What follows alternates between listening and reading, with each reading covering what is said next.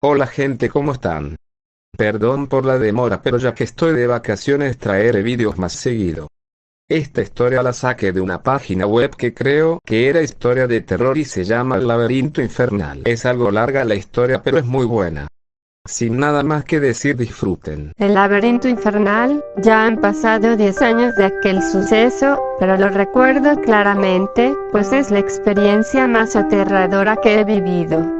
Era mi último año en la Facultad de Comunicación y todo era perfecto. Fotografía y edición era mi materia favorita, y aunque demandaba mucho de mi tiempo, me encantaba estar viviendo mi sueño de niño, ser reportero. Los proyectos finales se acercaban y uno de los que más me emocionaba era el de esa materia, pues debíamos poner en práctica todo lo que habíamos aprendido durante el semestre. Sinceramente era muy bueno en eso, siempre tenía las mejores notas, pero esta vez no sabía sobre qué hacer mi proyecto. El proyecto era en equipo y teníamos que hacer un documental en vídeo acerca de algún tema interesante y principalmente captar la esencia de algún lugar que debía tener mucha historia que contar.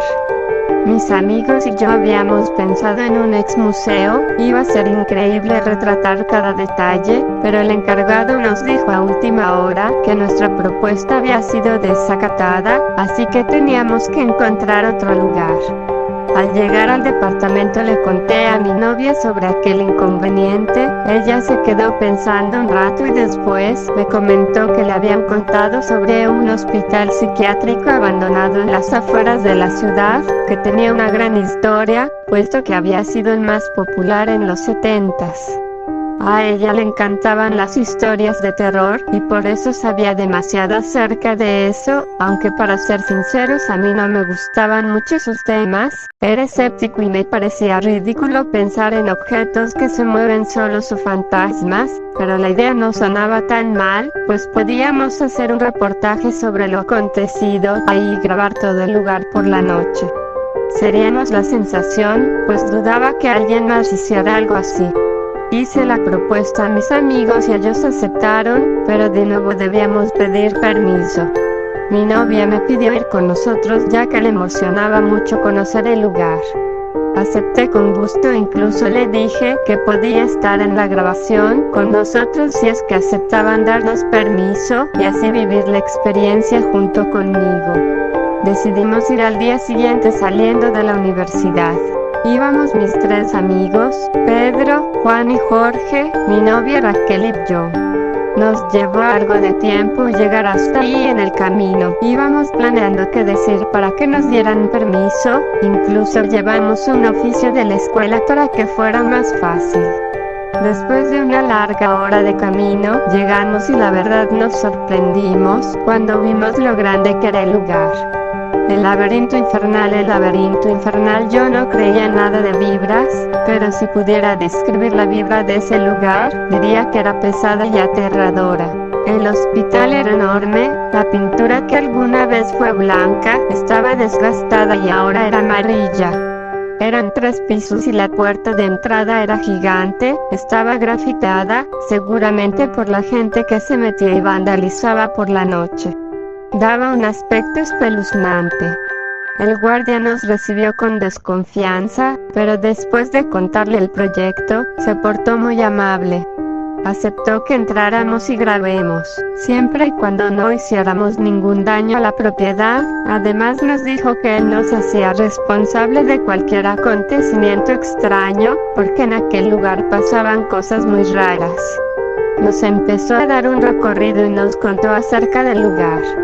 Cuando entramos a la planta baja, pude sentir como la piel se me ponía chinita, pues había una vibra muy pesada, y aunque era de día se veía muy oscuro dentro, demasiado tétrico, incluso para mí. Las paredes estaban pintadas de blanco, pero se notaban manchas de lo que parecía ser sangre. La recepción tenía una computadora y un teléfono muy viejos, todos llenos de polvo, así como papeles, lo que parecían ser expedientes y un libro de visitas, aún abierto con la fecha del 7 de septiembre de 1966.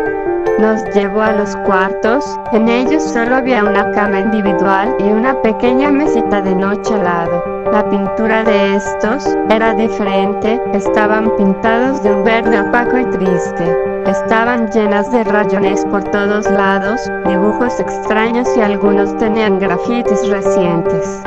Después, mientras subíamos las escaleras, nos contó que ese hospital había sido clausurado en 1970, ya que se practicaban lobotomías y experimentos aterradores a muchos de los pacientes, que definitivamente nunca saldrían, pues quedaban mucho peor o muertos.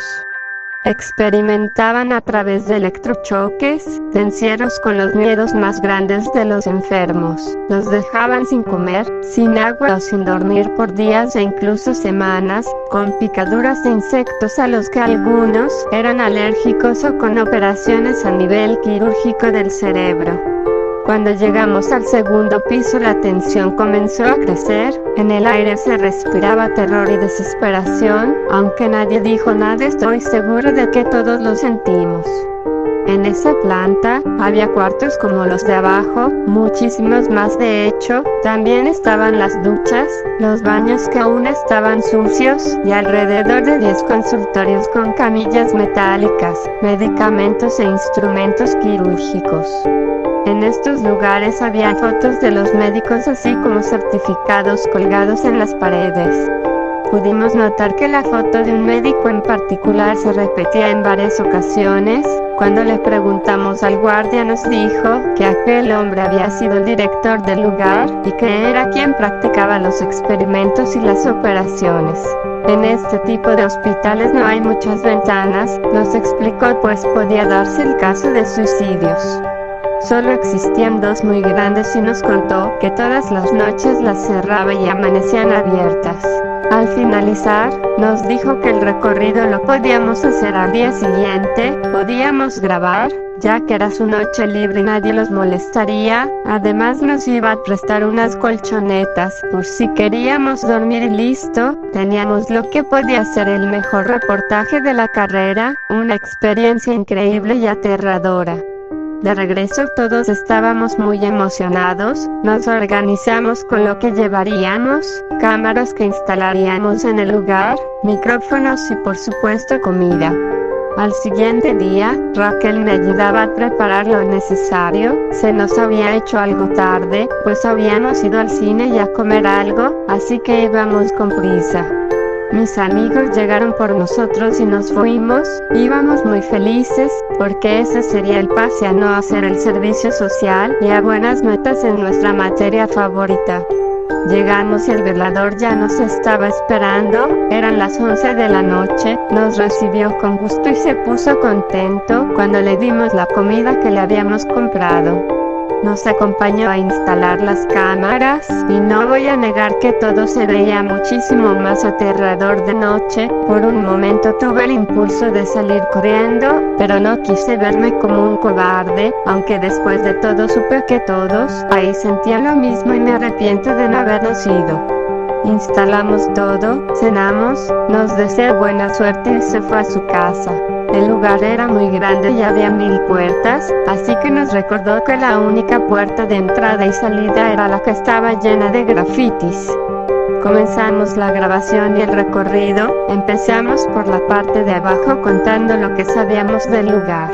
Caminábamos muy despacio y sonreíamos a la cámara, todo iba normal, hasta que llegamos al piso de arriba y pude sentir la pesadez en el aire, pues a pesar de que teníamos las linternas, la oscuridad parecía consumir la luz cada vez más y el aspecto de aquel lugar, lleno de camas vacías, de paredes llenas de sangre e instrumentos quirúrgicos, resultaba horrible.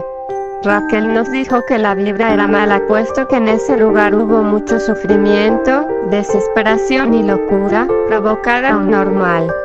Ya eran las 2 de la mañana y todavía nos faltaba recorrer mucho del lugar, pero ya estábamos muy cansados, así que decidimos dormir 1 hora para reponernos y seguir. Nos acomodamos en las colchonetas y descansamos. Fue difícil pues los ruidos provocados por el eco nos ponían nerviosos, pero al cabo de un tiempo el despertador sonó, nos levantamos y parecía que teníamos aún menos energía que antes, nadie entendía por qué. Tomamos algo de agua y decidimos seguir. Llegamos al último piso, pasamos por las 2 ventanas y nos dimos cuenta de que estaba abierta, aunque antes de irse el velador la había cerrado. Esto nos causó miedo, pero no dudamos en decirlo en el video. La grabación quedó increíble, terminamos alrededor de las 6 a.m., eso marcaba el reloj, pero lo raro era que aún se veía oscuro, quizá por el edificio. Decidimos separarnos para ir por las cámaras. Los chicos ya estaban cansados y Raquel estaba nerviosa, me dijo que ya se quería ir, que tenía miedo, pues había visto una sombra pasar cuando caminó hacia el baño. La calmé y le dije que solo era cuestión de juntar el equipo y después podríamos ir a casa a descansar. Más tranquila me dio un cálido abrazo y me ayudó a meter el equipo de grabación en la maleta. Después de una hora ya estábamos casi todos abajo, solo faltaba Raúl. Le gritamos en varias ocasiones, pero fue en vano, él no respondía, lo llamamos por teléfono, pero no había señal. Decidimos ir a buscarlo, todos ya queríamos largarnos de ahí e ir a dormir, pero no lo encontramos, así que revisamos las grabaciones en la computadora de la última hora y primero no encontramos nada, pero después de un rato en el minuto 46 pudimos ver a Raúl caminando hacia una de las cámaras, hasta que algo invisible lo aventó con fuerza y lo arrastró fuera de ahí. Sorprendidos y muy asustados, pudimos notar cómo se nos ponían los pelos de punta. Raquel empezó a llorar, estaba aterrorizada, traté de calmarla, alentando a todos a buscar a Raúl, pero a pesar de todos nuestros intentos no pudimos encontrarlo. Ya había pasado alrededor de hora y media y seguía oscuro, debían ser ya las 7:30 de la mañana. Nuestros teléfonos no tenían señal y tenían muy poca batería y en el lugar no había luz. 2 de las lámparas aún tenían pila, pero finalmente decidimos salir a buscar ayuda, ya que parecía que el hospital se había tragado a mi amigo y ya no sabíamos qué hacer.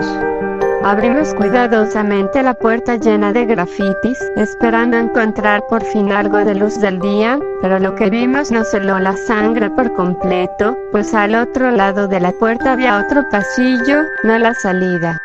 Aunque habíamos jurado que esa era la puerta, era la única con esos dibujos. No podíamos creerlo, habían más y más pasillos, pero seguimos adelante, pensamos que quizá el miedo y el sueño nos estaban haciendo una mala jugada, que la puerta estaría más adelante, pero no la encontramos. Al pasar por uno de los cuartos, vimos una silla de ruedas ya muy vieja, seguimos sin hacer caso, pero algo nos hizo voltear, la silla había salido de la habitación y estaba atrás de nosotros moviéndose lentamente. El cuerpo nos temblaba y la boca se nos abrió involuntariamente. Se sentía mucho más frío en el lugar y la luz era muy poca. Salimos corriendo de aquel pasillo hasta llegar a lo que parecían las tuberías del hospital, donde seguimos buscando a nuestro amigo, pero era inútil. Todo olía a humedad y a podrido, pero continuamos ya que pensamos que sería la única salida. Era como estar en un laberinto, ya habían pasado horas y la salida parecía no existir. Nuestros relojes marcaban las 10 pero seguía sin amanecer. Seguimos caminando y nos alegramos al ver una puerta a unos cuantos kilómetros, era de metal, ya oxidado por los años y en donde se supone que iría un candado no había nada, así que podíamos entrar. Al llegar a la puerta la abrimos lentamente con un solo ojo me asomé, pues no sabíamos que nos encontraríamos, pedía con todo mi corazón que fuera la salida, pero lo que vi ahí me traumó para siempre. El cuarto era grande, estaba pintado de un color azul claro, la atmósfera era triste y oscura, en medio había una cama metálica con una mujer en ella y un hombre con la cabeza agachada, que por el uniforme supe que era médico, estaba sacando su cerebro poco a poco. No pude evitar soltar un grito y en ese momento el hombre volteó, su cara estaba muy pálida y sus cuencas estaban vacías, de su boca salía sangre y se veía muy enojado. A pesar de eso, pude reconocerlo, era quien nos había dicho el velador, que fue el director del hospital. Corrió hacia nosotros, pero rápidamente cerramos la puerta. Avanzamos hacia el otro lado y llegamos al mismo lugar, con la puerta llena de grafitis. Sin pensarlo la abrimos nuevamente con el temor de encontrar otro pasillo, pero esta vez sí era la salida. El sol tocaba nuestra cara y la luz iluminaba nuestros ojos. Aliviados fuimos hasta el auto, nuestros corazones latían como nunca. Después de ese horrible acontecimiento algo cambió en nosotros, pues fue como estar en el mismísimo infierno. Siempre pienso en lo que hubiera pasado si al abrir la puerta siguiera sin ser la salida y escalofríos recorren mi cuerpo.